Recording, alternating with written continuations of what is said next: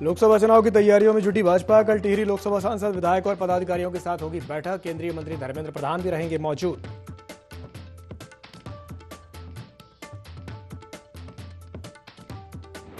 कर्णप्रयाग ग्वालदम राष्ट्रीय राजमार्ग पर हुआ सड़क हादसा। पहाड़ी से पत्थर गिरने से वाहन हुआ दुर्घटनाग्रस्त। घटना में 3 लोग हुए घायल।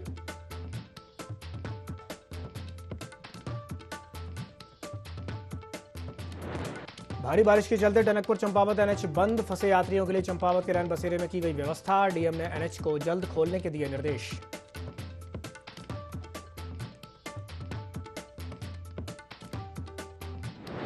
कोरोना की तर्ज पर डेंगू मामलों से निपटेगी उत्तराखंड सरकार। शुरुआती चरण में देहरादून में बनाया जाएगा डेंगू का कंटेनमेंट जोन। सभी कंटेनमेंट जोन में नोडल अधिकारी को किया जाएगा नियुक्त।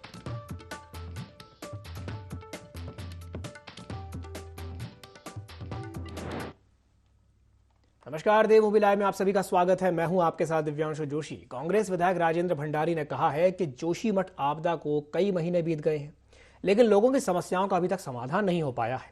400 से ज्यादा परिवारों को आपदा प्रभावितों के रूप में चिन्हित किया गया है, लेकिन अभी तक केवल 80 परिवारों को मुआवजा दिया गया है। उन्होंने आरोप लगाया कि पगनो गांव पूरी तरह से प्रभावित हुआ, लेकिन सरकार ने उसकी सुध नहीं ली। तो वहीं बीजेपी प्रदेश अध्यक्ष ने इस पूरे प्रकरण पर जवाब देते हुए कहा कि कांग्रेस के नेता भ्रामक खबरें फैला रहे हैं। जितने लोगों को चिन्हित किया गया है उन सभी को मुआवजा दिया जा चुका है और सरकार आपदा प्रभावितों के प्रति गंभीर है। पगनो गांव के विस्थापन को लेकर के महेंद्र भट्ट ने कहा कि सरकार इस संबंध में जल्द ही कोई निर्णय लेगी।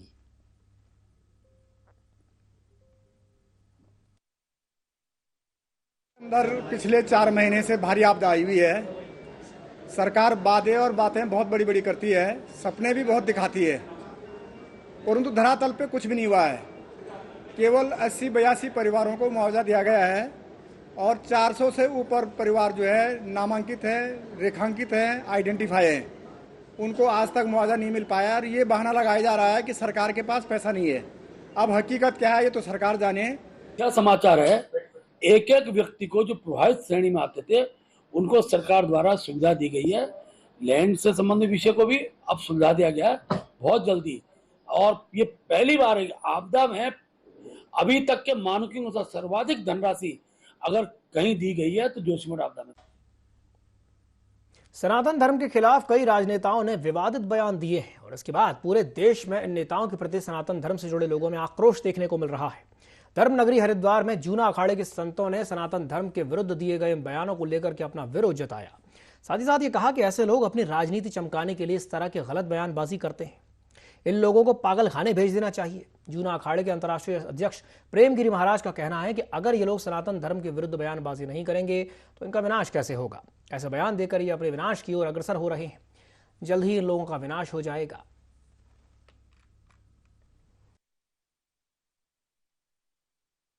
बना रहे हैं वो राजनीति के उनकी राजनीति बिल्कुल क्षीण हो चुकी है।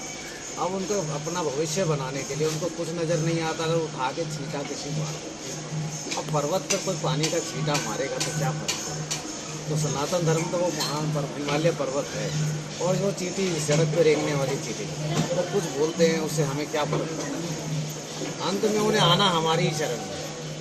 तो पहले वो भूमिका बना रहे हैं, बाद में क्षमा मांगेंगे, फिर हमारी शरण में आएंगे। सनातन धर्म के खिलाफ नहीं बात करेंगे तो इनका विनाश कैसे होगा।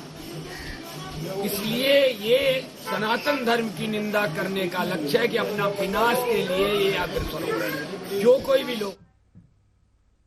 उत्तरकाशी के सीमांत विकासखंड भट्टवाड़ी के रथल गांव में सेलकू मेला धूमधाम के साथ मनाया गया और इस दौरान मेले में मुख्य अतिथि के रूप में विधायक गंगोत्री सुरेश चौहान ने प्रतिभाग किया और सोमेश्वर देवता की देव डोली समेत ग्रामीणों के साथ रासू नृत्य का भी आनंद लिया।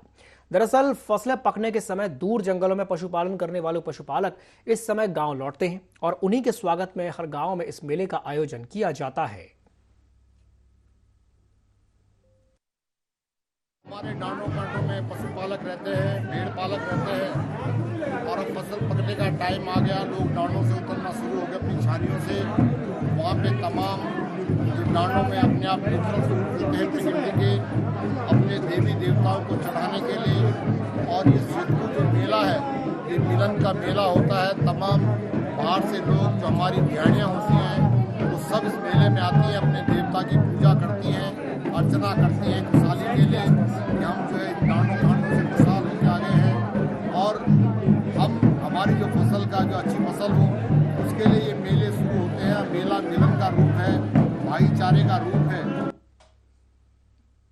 चंपावत जनपद में लगातार हो रही भारी बारिश को देखते हुए जिलाधिकारी नवनीत पांडे ने अधिकारियों को आवश्यक निर्देश दिए हैं। जिलाधिकारी ने सभी विभागों के अधिकारियों और कर्मचारियों से अलर्ट रहने के निर्देश जारी किए हैं।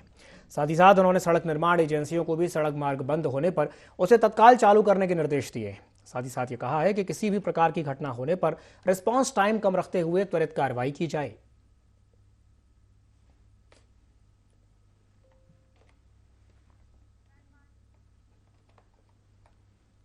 जनपद उत्तरकाशी में बहुजन समाज पार्टी ने नई कार्यकारिणी का गठन करके आने वाले लोकसभा और स्थानीय निकाय चुनाव के लिए जनसंपर्क करना शुरू कर दिया है।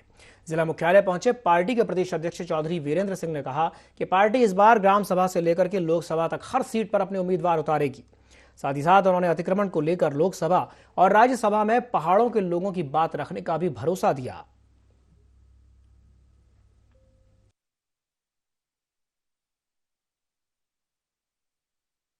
अब उत्तरकाशी जिले में बहुजन समाज पार्टी की सूरत ही अलग नज़र आएगी और मैं लोकसभा चुनाव में दमखम से जो हमारा कैंडिडेट होगा उसको जिताने का प्रयास करूंगा और बहन जी को 13 लोकसभा की सीट बहन जी की झोली में डालूंगा। बीएसपी हर जगह चुनाव लड़ेगी, जिला पंचायत में भी, नगर क्षेत्र में भी और सारे नगर क्षेत्र जितने उत्तरकाशी जिले के अंदर होते सब में हम चुनाव लड़वाएंगे। मेरे पुराने साथी थे, उनसे गुफ्तगू होनी थी।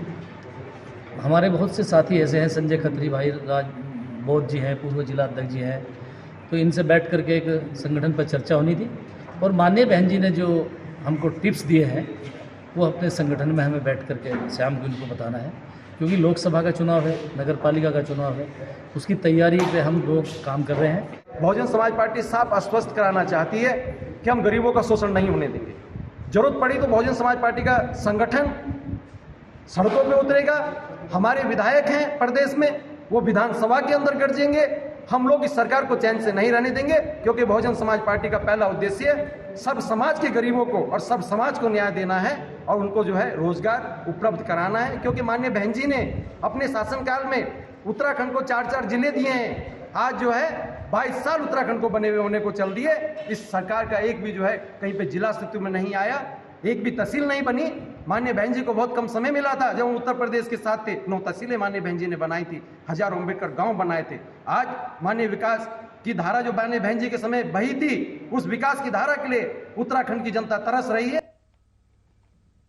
लगातार हो रही बारिश से मार्गों के अवरुद्ध होने का सिलसिला लगातार जारी है। चंपावत और पिथौरागढ़ जिले की लाइफलाइन माने जाने वाला राष्ट्रीय राजमार्ग 9 टनकपुर चंपावत के बीच किलोमीटर 106 स्वाला के पास भारी मलबा आ जाने से बंद हो गया और इस वजह से सैकड़ों वाहन और यात्री मार्ग पर फंसे हुए हैं।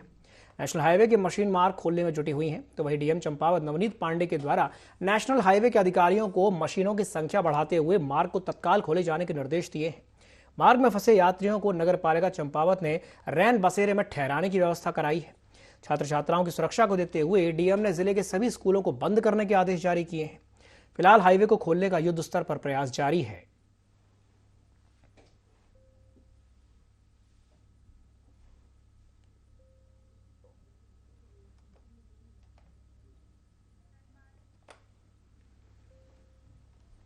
मसूरी देहरादून मार्ग पर भट्टा गांव के निकट एक होम स्टे में रुड़की हरिद्वार से आए पर्यटक की गला रेत करके हत्या कर दी गई है, जिससे क्षेत्र में सनसनी फैल गई। सूचना मिलने पर मौके पर पहुंची पुलिस ने शव को कब्जे में लेकर के छानबीन शुरू कर दी है। पुलिस को मिली जानकारी के मुताबिक कपिल चौधरी अपने दोस्तों के साथ मसूरी घूमने आया था। जब होटल कर्मियों ने दरवाजा खोला तो पलंग पर युवक खून से लथपथ पड़ा हुआ था। इसकी सूचना पुलिस को दी गई, जिसके बाद पुलिस ने जांच शुरू कर दी है और आसपास के सीसीटीवी कैमरे को भी खंगाला जा रहा है।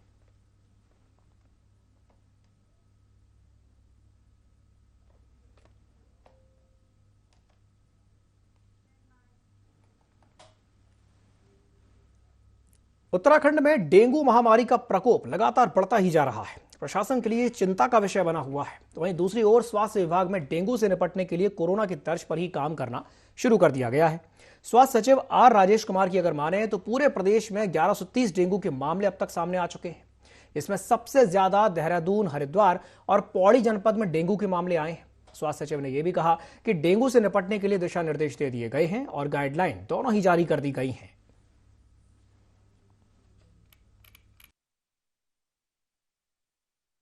फिलहाल 1130 केस की पुष्टि हुई है पूरे स्टेट में। इसमें सबसे ज़्यादा देहरादून जनपद में 655 केसेस हैं, followed by Haridwar and Nainital and उसके बाद पौड़ी गढ़वाल। तो डेंगू मैनेजमेंट के संबंध में समय समय पे स्टेट हेल्थ डिपार्टमेंट द्वारा दिशा निर्देश जारी किए गए हैं। इसमें कोविड प्रॉपर मैनेजमेंट से लेके प्रिवेंटिव मेजर्स एंड ट्रीटमेंट इत्यादि के संबंध में विस्तृत गाइडलाइंस हम लोगों ने समय समय पे जारी किया है। आज भी हम लोगों ने डिस्ट्रिक्ट एडमिनिस्ट्रेशन देहरादून के साथ वीसी की है और एक कंटेनमेंट जोन हम लोग बना रहे हैं जहां पे 5 केसेस से ज़्यादा आ रहे हैं और कंटेनमेंट जोन वार हमने नोडल अधिकारी तैनात किया है। देहरादून में डोईवाला कोतवाली पुलिस ने एटीएम से चोरी करने वाले अंतर्राज्यीय गिरोह का खुलासा किया है, जिसमें शामिल 4 सदस्यों को गिरफ्तार किया गया है। साथ ही साथ एटीएम से चोरी के 2,70,000 रुपए, मास्टर चाबियां और एटीएम कार्ड भी बरामद किए गए हैं। तो वह इस मामले का खुलासा करते हुए एसएसपी दिलीप सिंह कुंवर ने बताया कि पुलिस टीम को चेकिंग के दौरान एक कार दिखाई दी। कार की चेकिंग करने पर 4 लोगों से पूछताछ की गई तो आरोपियों ने बताया कि सभी लोग दिल्ली के निवासी हैं और एटीएम में काली पट्टी लगाकर एक जालसाजी से पैसों को चुरा लेते हैं। साथ ही साथ एसएसपी ने पुलिस टीम को 20,000 रुपए के इनाम देने की भी घोषणा की है।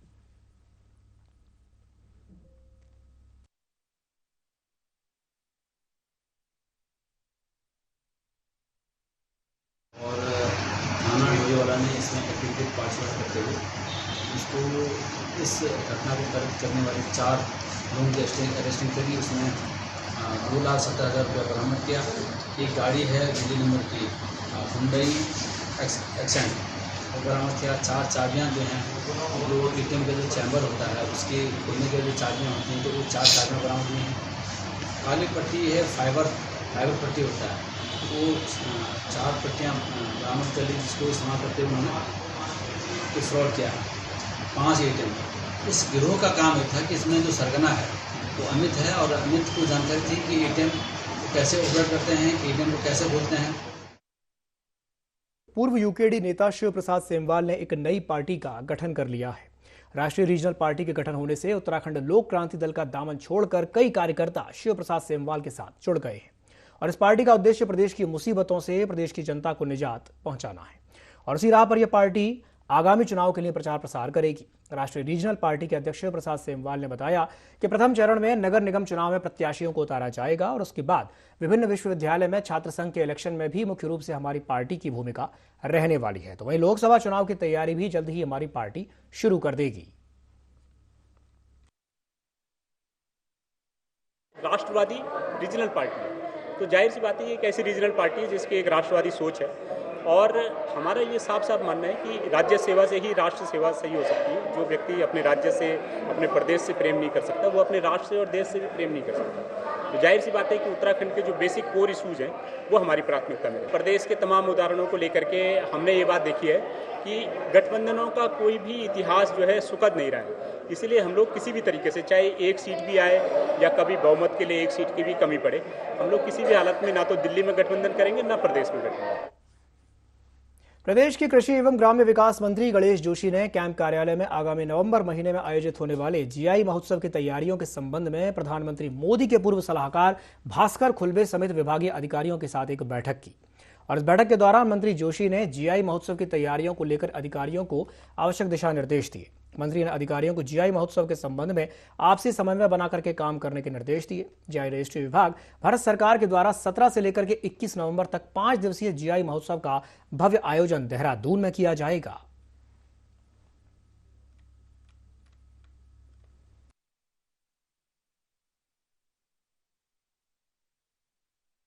हमारे उत्तराखंड के लगभग 18 उत्पादों को जीआई टैग मिलने वाला है, जो एडिशन टैग, जिसमें 12 हमारे ये इंडस्ट्री वाक्य हैं और इसके लिए 17 से 21 नवंबर तक एक मेला हम यहाँ पर लगाने जा रहे हैं और उस दिन हमें भारत सरकार के द्वारा इसके सर्टिफिकेट इश्यू होंगे और जिससे हमारे उत्पादों को अंतर्राष्ट्रीय पहचान मिलेगी।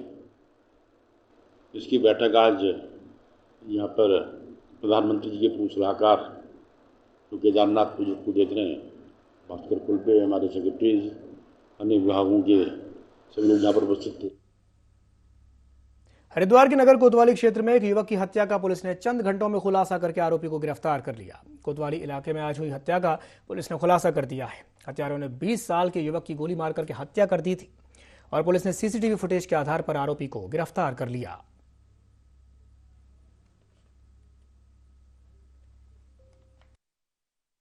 सूचना आई थी कि हाथी पुल पर जो है एक युवक की जो है गोली मार के हत्या हो गई। तत्काल पुलिस टीम भी पहुंची थी, सीनियर अधिकारीगण भी पहुंचे वहां पर।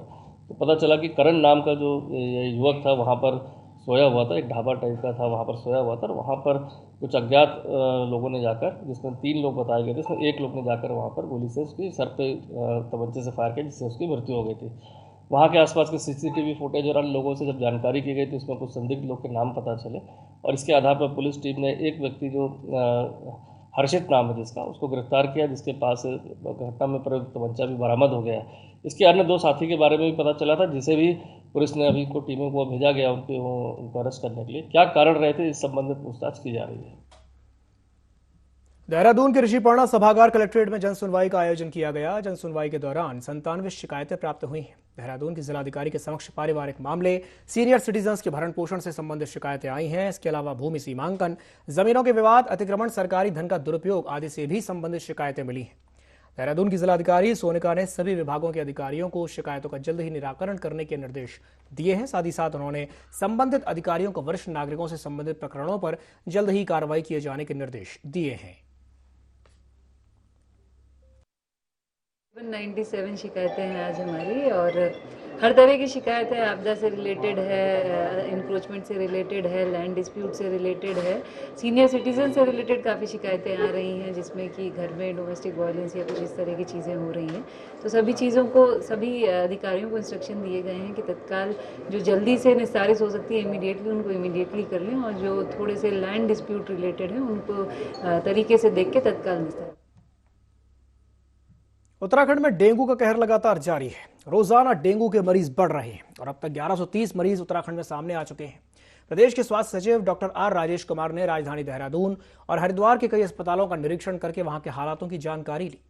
स्वास्थ्य सचिव ने अधिकारियों को डेंगू की रोकथाम और लोगों को जागरूक करने के लिए भी कई निर्देश दिए हैं। जनपद देहरादून में जो दून हॉस्पिटल है और कोरोनेशन हॉस्पिटल है, इन दोनों का मेरे द्वारा निरीक्षण किया गया और बाकी यहाँ पे जो कंट्रोल रूम एस्टैब्लिश किया गया है डिस्ट्रिक्ट एडमिनिस्ट्रेशन द्वारा, उसका भी निरीक्षण किया गया। इसमें ये प्राविधान है, हमने इंस्ट्रक्शंस जारी किए हैं कि 10,000 से जब प्लेटलेट्स कम जाते हैं तभी प्लेटलेट्स ट्रांसफ्यूशन की ज़रूरत है। और इसमें मैं सबको आपके चैनल के माध्यम से सबको ये भी अवगत कराना चाहूँगा कि प्लेटलेट ट्रांसफ्यूशन जब ज़रूरत पड़ती है तभी करनी चाहिए और जब ज़रूरत नहीं पड़ती है और प्लेटलेट ट्रांसफ्यूशन होता है तो उस समय पेशेंट के जान के लिए भी खतरा साबित हो सकता है। उत्तराखंड में डेंगू के मरीजों की संख्या लगातार बढ़ती हुई नजर आ रही है। ऐसे में अगर आंकड़े की बात की जाए तो 1130 का जो आंकड़ा है वो यहाँ पर पहुंच चुका है। साफ तौर पर देखा जाए तो जो खुद स्वास्थ्य सचिव हैं आर राजेश कुमार, वो हरिद्वार भी जो है इस दौरान निरीक्षण के लिए पहुंचे थे। और वहीं सरकारी अस्पतालों की अगर बात करें तो देहरादून में जितने भी सरकारी अस्पताल है उनका भी यहाँ पर जायजा उनके द्वारा लिया गया है कि किस तरीके की जो व्यवस्थाएं है वो यहाँ पर की गई है। हालांकि यहाँ पर अगर प्राइवेट अस्पतालों की बात करें तो जो प्राइवेट अस्पताल है वो मनमाने ढंग से यहाँ पर डेंगू मरीज को अपने यहाँ पर भर्ती करने के साथ ही उनसे मनमानी भी कर रहे हैं और जो अवैध तरीके से जो पैसा है प्लेटलेट्स के नाम पर वो यहाँ पर लिया जा रहा है। यहाँ पर साफ तौर पर देखा जाए तो यहाँ पर स्वास्थ्य सचिव आर राजेश कुमार ने गाइडलाइन जारी करते हुए सभी को निर्देश भी जारी किए हैं कि कोई भी यहाँ पर प्लेटलेट्स तभी लगाए जब उसकी प्लेटलेट 10,000 से कम हो। देहरादून से IND20। उत्तराखंड में बीजेपी बागेश्वर उपचुनाव को जीतने के बाद उत्साह के साथ लोकसभा चुनाव की तैयारियों में जुट गई है। बीजेपी के प्रदेश अध्यक्ष महेंद्र भट्ट ने बताया कि कल पहले चरण में टिहरी लोकसभा स्तर पर बैठक होगी जिसमें पार्टी के सांसद, विधायक और लोकसभा के पदाधिकारी मौजूद रहेंगे। बीजेपी प्रदेश अध्यक्ष ने यह भी कहा कि कल इस बैठक में केंद्रीय मंत्री धर्मेंद्र प्रधान भी मौजूद रहेंगे और उनकी तरफ से भी कुछ दिशा निर्देश और सुझाव कार्यकर्ताओं को दिए जाएंगे। साथ ही साथ ये भी कहा कि लोकसभा स्तर की इस बैठक के साथ साथ सेवा पखवाड़े के कार्यक्रम भी आयोजित किए जाएंगे ताकि आम जनता से पार्टी का जुड़ाव बना रहे। कल से हमारी लोकसभा स्तरीय बैठकें हैं। सेवा पखवाड़ा कार्यक्रम की दृष्टिगत साथ साथ नगर पंचायत, नगर पालिका और लोकसभा चुनाव की दृष्टि से आगामी माह में चलने वाले कार्यक्रमों का स्वरूप तय करेंगे। हमारे जो राज्यसभा के सांसद जिन्हें जो जिला अडॉप्ट किया है उस जिले के सांसद, हमारे प्रदेश के लोकसभा के पदाधिकारी जो उस लोकसभा रहते हैं और सारे विधायकों की बैठक हमारी कल से रहेगी। कल की बैठक में केंद्रीय मंत्री धर्मेंद्र प्रधान जी को हमने आमंत्रित किया है, कल की बैठक में रहेंगे। इसी प्रकार का यही स्वरूप रहने वाला जो अल्मोड़ा की। एक तरफ जहां डेंगू ने कहर मचाया हुआ है तो वहीं दूसरी ओर हरिद्वार में कई प्राइवेट अस्पतालों की मनमानी भी सामने आ रही है। यहां बिना डेंगू के लक्षण वाले मरीजों को भी अस्पताल में भर्ती करके उनसे मनमाने पैसे वसूले जा रहे हैं। तो वहीं सरकारी अस्पतालों में भी हाल बुरा है। यहां हर 500 में से ज्यादा मरीज ओपीडी में दवा लेने पहुंच रहे हैं और कई मरीजों को बिना डॉक्टर को दिखाए ही वापस लौटना पड़ रहा है। हालांकि स्वास्थ्य विभाग के अधिकारी दावा कर रहे हैं कि हालात सामान्य हैं। डेंगू के बढ़ते मामलों के चलते हरिद्वार पहुंचे सांसद रमेश पोखरियाल निशंक ने कहा कि प्राइवेट अस्पताल इलाज के नाम पर मनमानी ना करें, इसके लिए टीम बनाई गई है। अगर कहीं भी मनमानी करने और ओवर चार्जिंग का मामला सामने आता है तो उसके खिलाफ सख्त कार्रवाई की जाएगी। इस तरीके की आपदाएं आती हैं तो फिर सब लोग एकजुट होकर उसका मुकाबला सामना करते हैं। तो मैंने पूछा था कि मुझसे क्या इस तरीके की कोई शिकायत आई है, तो मेरे संज्ञान में लाया गया कि नहीं, अभी तक इस तरह की कोई शिकायत नहीं मिली। जो प्राइवेट अस्पताल है वो भी सहयोग कर रहे हैं। लेकिन जो बात आपने कही, यदि वो अतिरिक्त चार्ज लेंगे या जो पैसा लेकर को तब जाकर के उपचार बड़ा पैसा लेकर के जो अतिरिक्त दवाइयों पर जो पैसा खर्च होना है वो तो होना ही है।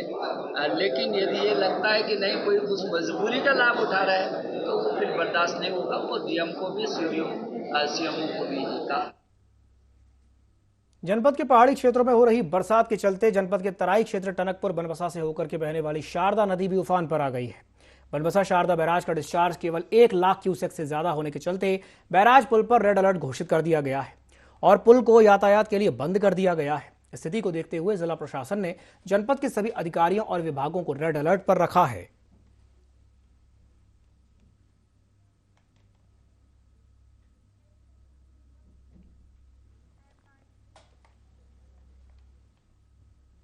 उत्तराखंड में साल 2024 में 38वें राष्ट्रीय खेल का होना प्रस्तावित है। आपको बता दें कि राष्ट्रीय खेलों में मलखंभ, योग और कराटे भी शामिल किए जाएंगे।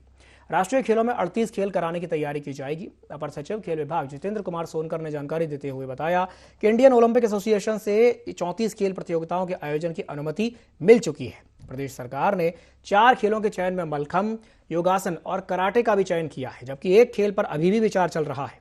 जैसे ही सरकार के निर्देश मिलेगा उसे जोड़ा जाएगा। उन्होंने ये भी बताया कि प्रदेश के 7 शहरों में राष्ट्रीय खेलों की प्रतियोगिता आयोजित की जाएगी।